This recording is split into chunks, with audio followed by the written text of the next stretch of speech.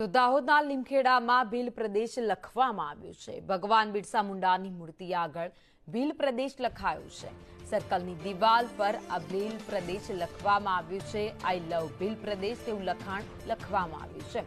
સાંસદ જસવંતસિંહ ભાભોરે મૂર્તિનું અનાવરણ કર્યું હતું. સર્કલ ઉપર ભીલ પ્રદેશ લખાતા ચર્ચાઓએ અત્યારે જોર પકડ્યું છે. જોકે છેલ્લા ઘણા સમયથી આદિવાસી સમાજ ભીલ પ્રદેશની માંગ કરી રહ્યો છે. વધુ અપડેટ સાથે સંવાદદાતા હેમલ પંચાલ અમારી સાથે જોડાયા છે. હેમલ, બિરસા મુંડાની મૂર્તિ આગળ ભીલ પ્રદેશ લખાણ લખવામાં આવ્યું છે. ચોક્કસથી ભાવિની વાત કરીએ તો દાહોદ જિલ્લાની અંદર 2 દિવસ પહેલા વિશ્વ આદિવાસી દિવસની ઉજવણી કરવામાં આવી હતી અને જેની અંદર લીમખેડાની અંદર ભગવાન બિરસા મુંડાની મૂર્તિનું અનાવરણ કરવામાં આવ્યું હતું. તે મૂર્તિની જે સ્થાપના કરવામાં આવી હતી તેની અંદર પણ વિરોધ જોવા મળ્યો હતો. આદિવાસી સમાજના આગેવાનો દ્વારા વિરોધ કરવામાં આવ્યો છે. ખાસ કરીને જે મૂર્તિ છે તે સાંસદના મૂર્તિની જે